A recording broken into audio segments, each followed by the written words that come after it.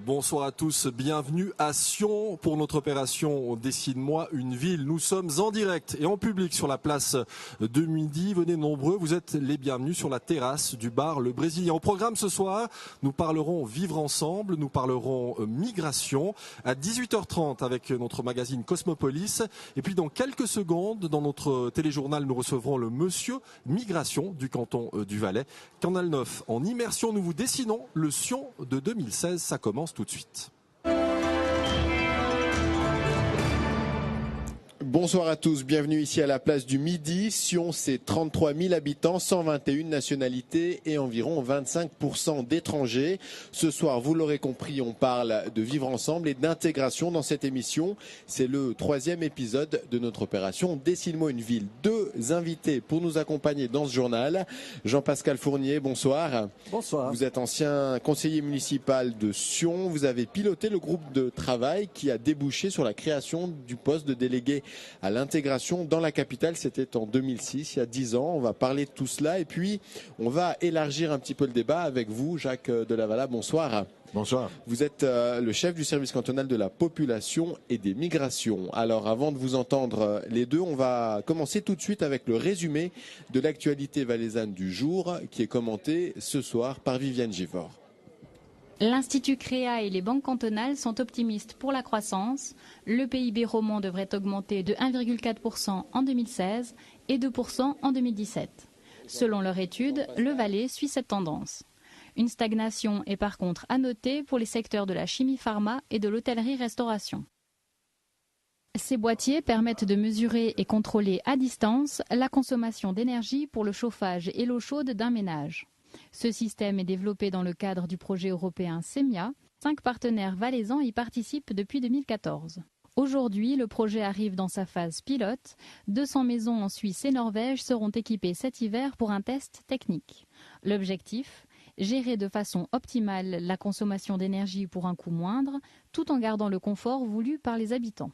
On est en général relativement flexible au niveau de ces charges, c'est-à-dire l'heure à laquelle on est en train de chauffer son eau chaude ou l'heure à laquelle on chauffe le bâtiment est pas très notable. C'est-à-dire si on chauffe à 10h ou à 11h, les gens ne vont pas sentir une différence et changer l'heure auquel on consomme permet de s'adapter à la production qui, elle, devient de plus variable et de moins en moins contrôlée. C'est-à-dire le solaire produit, un nuage passe par-dessus l'installation et puis la production tombe ou recommence. L'éolien est aussi extrêmement variable et toutes ces énergies renouvelables, ces nouvelles énergies renouvelables sont non contrôlées et on a envie de suivre cette production avec la consommation.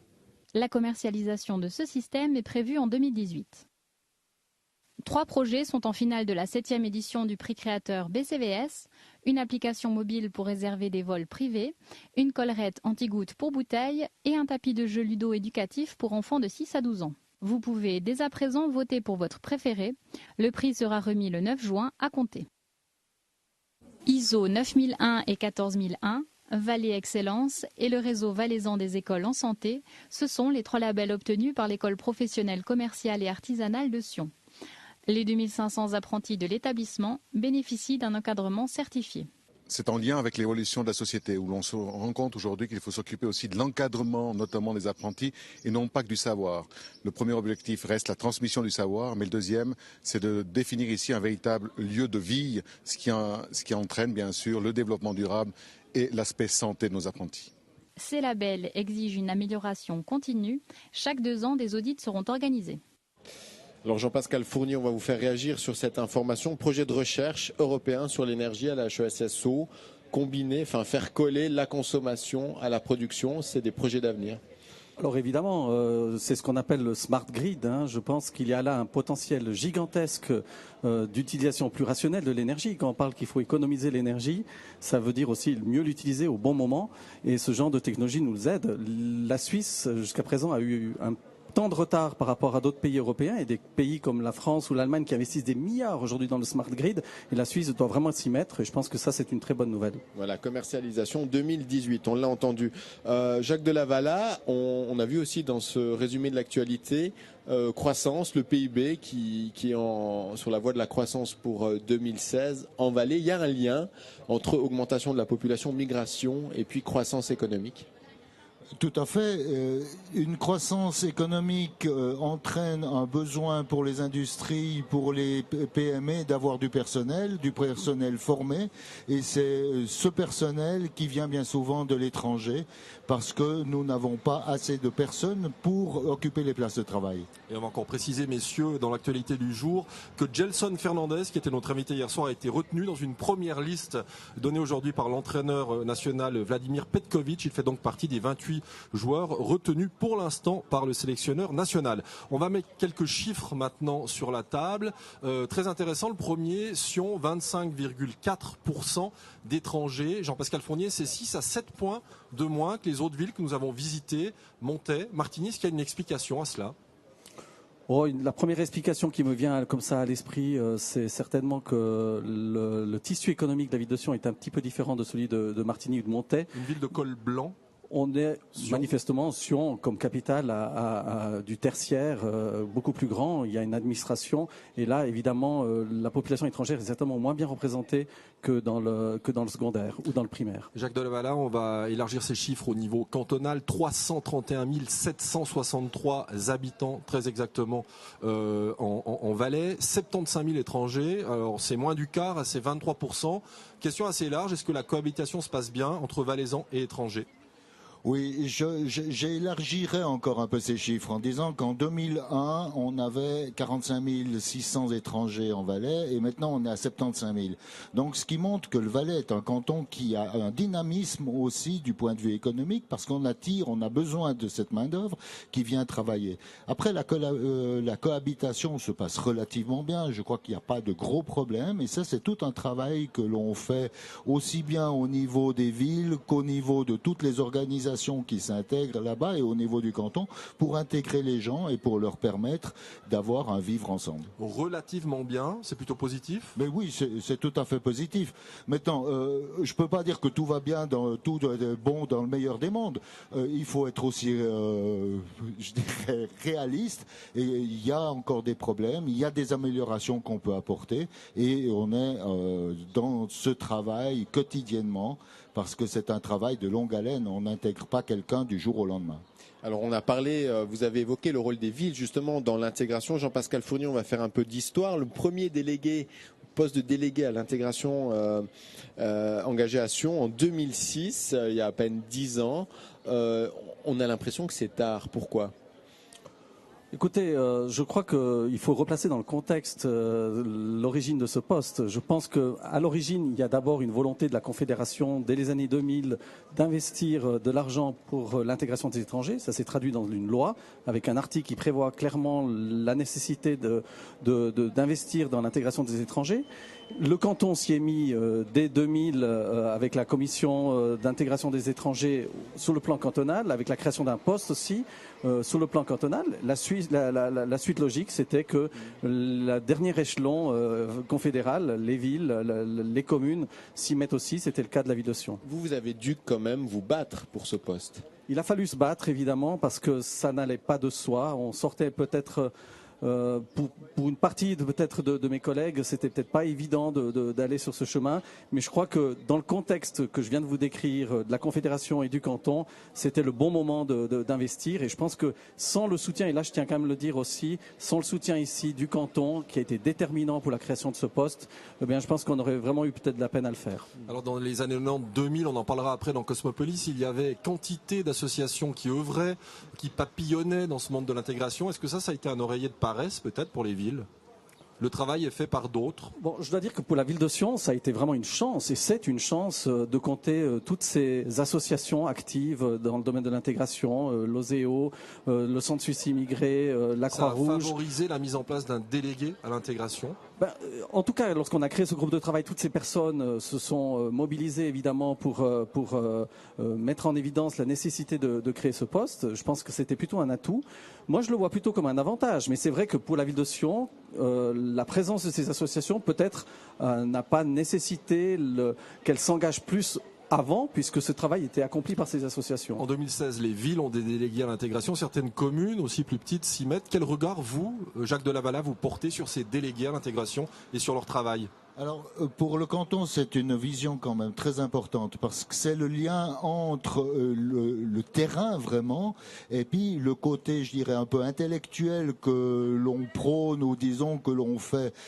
Et c'est le délégué à l'intégration fait le lien non seulement entre la population migrante et les associations, mais aussi le lien entre tous les intervenants, entre le politique, entre les associations, entre les personnes intéressées, voire les bénévoles aussi, parce qu'il faut aussi dire qu'il y a énormément de bénévoles qui travaillent pour l'intégration et qui font un travail qui est bien souvent un travail de derrière et de l'ombre, et on ne remarque pas que toute cette évolution permet d'avoir un produit fini qui est une personne qui est intégrée et qui a aussi une productivité, si on peut parler en termes économiques, bien meilleure et qui est tout bénéfice pour le canton. On vous avait parlé de Gelson Fernandez, c'est un exemple d'intégration pour nous. Un produit d'intégration, c'est juste. Alors, on a évoqué toutes ces associations qui gravitent, qui travaillent à Sion dans le domaine de l'intégration. On va s'intéresser à présent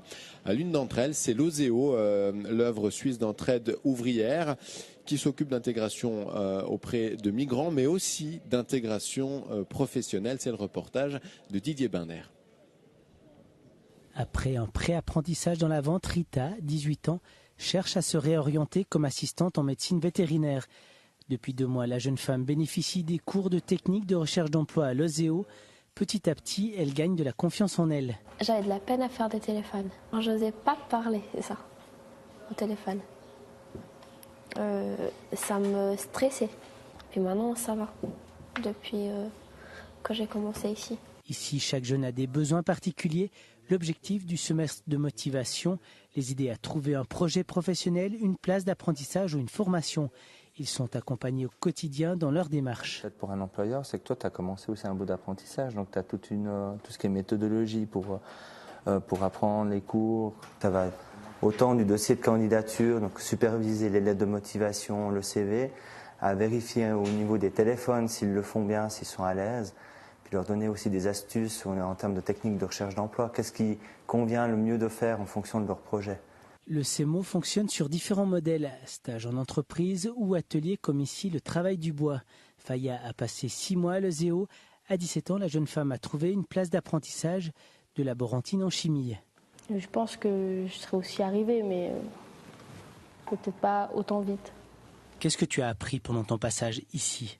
Donner le maximum de moi-même et puis, on va dire, à me lever tous les matins, comme si c'est une sorte d'entraînement pour notre futur apprentissage en fait. Comme Faya, 70% des jeunes ont ainsi trouvé leur voie. L'entraide ouvrière offre également des mesures de réinsertion à des adultes placés par le chômage, l'AI ou l'action sociale. Dans les cuisines de son restaurant, ses employés sont appliqués. Cette activité, qui sera validée par une certification, c'est un tremplin vers le monde du travail. Nous, ce qu'on propose ici, c'est des parcours où, à la fin, ce n'est pas l'OSEO qui valide ce parcours-là, mais que c'est des institutions comme Gastro-Valais ou la Maison de la Propreté, ou alors encore même le canton du Valais, par le biais du service de la formation professionnelle, qui peuvent estampiller un diplôme. C'est une sacrée plus-value pour les personnes parce que ça va leur donner une chance supplémentaire de pouvoir retrouver un emploi. Chaque année, plus de 400 adultes et autant de jeunes poussent ainsi la porte de l'OSEO, avec souvent une ferme volonté de s'en sortir. Voilà, et puis sachez encore qu'on va s'arrêter sur l'OSEO avec une de ses représentantes dans l'émission Cosmopolis après le journal. On va venir et s'arrêter un petit moment maintenant sur votre fonction. Jacques Delavala, vous êtes responsable de la population, de la population et des migrations. Au fond, c'est quoi votre cahier des charges ? Alors, c'est un service qui est relativement large, qui a 2 grands pans. Le côté population, qui est la gestion des états civils, la gestion aussi de la population valaisanne en rapport avec l'Office fédéral de la statistique, c'est-à-dire les contrôles de l'habitant, les documents d'identité, et puis la gestion de la population étrangère, ça c'est le côté migration, où on octroie des autorisations de séjour, voire on les retire si les personnes ne font pas leur travail correctement. Et il y a aussi la gestion administrative des cas d'asile qui dépend aussi du service. Et puis l'intégration fait partie aussi de ce secteur de la migration, qui est un grand pan quand même et qui est imposé par la loi fédérale. Alors, avant vous, à ce poste, on connaissait Françoise Giannadat, qui était considérée comme très stricte. Vous avez été juge d'instruction. C'est quoi, au fond, votre style à vous ? Je crois, de par ma formation de juriste et peut-être de juge d'instruction, je fais dans le respect de la loi. Et Françoise Giannadat avait aussi cette tâche et cette mission. Maintenant, ce qu'on n'a jamais vu de Françoise Giannadat, c'était une personne aussi qui avait le cœur sur la main et qui défendait des dossiers avec acharnement et avec cœur. Moi, j'ai mon style. Ça fait bientôt 6 ans, 7 ans que j'ai repris ce poste. Je ne sais pas exactement quelle est l'analyse qu'un journaliste fait de mon style. Moi, j'ai quand même le respect de la législation, mais aussi le respect de la personne, parce qu'on a affaire à des personnes, à la personne humaine. Jean-Pascal Fournier, j'ai demandé avant à Jacques Delavala quel regard il portait sur les délégués à l'intégration. Je vais vous demander quel regard vous portez sur le monsieur Migration de l'État du Valais, sur la fonction en général. Écoutez, je crois que le poste, il a fortement évolué. Si on prend depuis l'historique, je dirais en 2000, avec un poste de coordinateur, on voit aujourd'hui que l'organisation s'est vraiment construite au fil du temps. On a aujourd'hui des délégués dans toutes les villes, on a des délégués régionaux aussi. Ça, c'est très important parce qu'on parle des villes aujourd'hui, mais c'est très important de dire aussi qu'on a élargi le focus et puis qu'aujourd'hui, on a des délégués qui s'occupent aussi de l'intégration dans les villages et dans les régions qui sont autour des villes, c'est très important.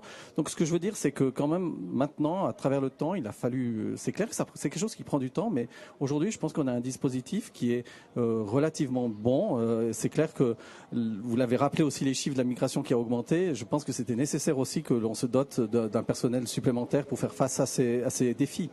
Alors on parle de vivre ensemble dans ce journal. François Drinmaten s'est intéressé à une communauté nombreuse en Valais, la communauté érythréenne. Il les a rencontrés à Sion. Regardez. Daniel Quiros est le gérant du café Délition, érythréen d'origine. Il s'est installé dans la capitale valaisanne il y a 26 ans. Voilà, merci. Quand je suis arrivé, il n'y avait pas beaucoup d'Érythréens. Il y avait, on peut dire, dizaines, pas plus que 10. Et puis maintenant, il y a jusqu'à 800 Érythréens en Valais. Daniel Quiros s'investit pour sa communauté. Il est membre de la sous-commission des étrangers de la ville de Sion et ne cache pas son inquiétude face à la difficulté pour les Érythréens de trouver du travail. Ils n'ont pas envie de rester sans rien faire. Ils aimeraient même faire de entretien de route, entretien de structures de ville de Sion qui se trouvent bénévolat. Ils sont d'accord de travailler de ça, mais il faut qu'on ouvre la chance pour travailler, pour s'intégrer dans le monde du travail. Son café est un lieu de rendez-vous pour la communauté érythréenne, l'occasion d'y retrouver un peu de son pays, mais aussi d'échanger et de partager ses expériences. La langue de français, comme naturellement, c'est les langues un peu compliquées. C'est pas facile parce que c'est une langue qui demande pas mal d'efforts. Ça, c'est le verbe. Pour aider les étrangers, des cours de français sont dispensés plusieurs fois par semaine à l'école Ardeva. Il, elle, a. Mis en place par la Croix-Rouge, ces cours sont destinés aux nouveaux arrivants. Je veux apprendre le français parce que si mes enfants et moi-même parlons cette langue, ça me permettra de trouver du travail. Apprendre la langue, la condition d'une intégration réussie, la professeure et comédienne Mélanie Lamont en est intimement convaincue. Ce qu'ils ont envie, c'est de vivre, de pouvoir travailler, de pouvoir s'épanouir. Et donc, le mieux à faire, c'est quand même de leur parler. De boire un café, qu'ils puissent pratiquer. Interrogés sur les conflits qui ravagent leur pays, les Érythréens, eux, préfèrent se concentrer sur l'avenir. Un avenir qu'ils espèrent plein de promesses sur cette terre d'accueil valaisanne qu'ils affectionnent tout particulièrement.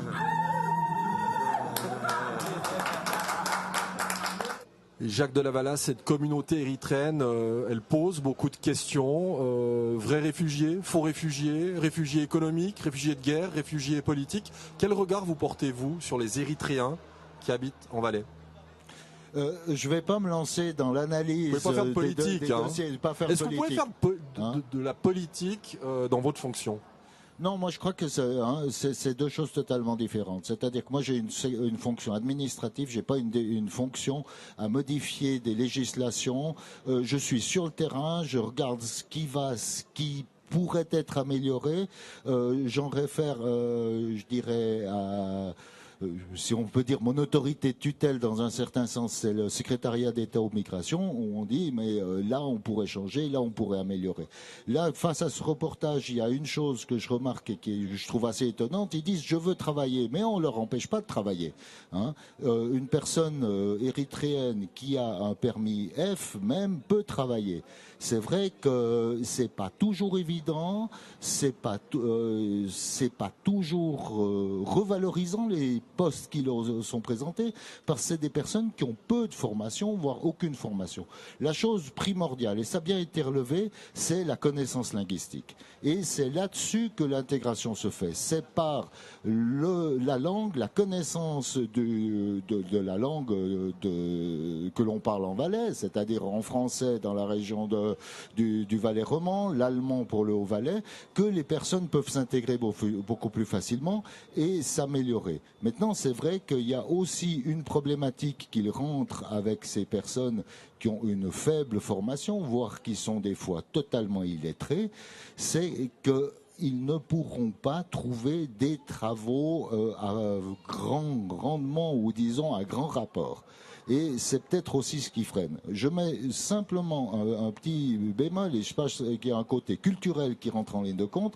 Si on prend les Asiatiques, parce qu'on a aussi une série de Sri Lankais qui sont une communauté qui est assez importante, on a relativement peu de difficultés de les faire travailler. Tandis que les Africains ont peut-être une vision peut-être différente des efforts à fournir pour trouver un travail. Maintenant, la personne qui veut travailler, elle peut travailler. Alors on zoome ce soir sur l'Érythrée.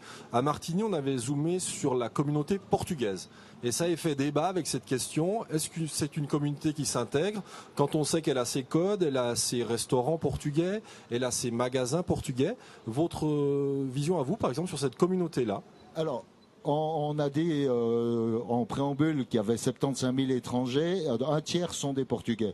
Alors le danger, c'est de tomber dans une ghettoisation. C'est-à-dire que les gens, pour finir, ne font plus l'effort parce qu'ils savent qu'à la micro, la communauté portugaise. Pour certaines personnes, c'est tout à fait le cas. Après, on a des Portugais qui sont très bien intégrés, qui ont réussi à ouvrir leur entreprise, à se développer tout à fait en jouant sur les deux cultures. Mais il y a le danger, quand une communauté devient trop importante, que les gens ne fassent plus l'effort de vouloir s'intégrer entièrement. Alors peut-être Jean-Pascal Fournier, vous, votre lecture à vous de cette problématique-là? C'est un danger, effectivement, que la communauté s'enferme sur elle-même. C'est pas ce qui est souhaité. Évidemment, on peut comprendre la volonté des étrangers de se retrouver. C'était le cas notamment des Italiens. Il y avait des cercles d'Italiens. On voit aujourd'hui qu'ils ressentent moins le besoin de se retrouver, puisque effectivement ils sont intégrés. Mais bon, c'est effectivement une difficulté que l'on doit résoudre. L'une des thématiques aussi d'actualité, bien sûr, c'est la pression au niveau de l'asile, problématique européenne, mondiale. En Suisse aussi, le Valais doit désormais accueillir 4,3% du total des requérants d'asile contre 3,9% il y a quelques mois. Le canton doit faire cet effort, Jean-Pascal Fournier. Il me semble que c'est le cas. Je veux dire, on doit le faire parce que c'est une responsabilité collective face à cette misère humaine et c'est une obligation, je dirais, internationale aussi qui nous incombe de devoir aussi accueillir ces migrants qui fuient ces pays en guerre. Il me semble que on est loin quand même encore de l'asphyxie et il nous semble, en tout cas de mon point de vue, que l'on peut encore faire un effort pour accueillir ces migrants.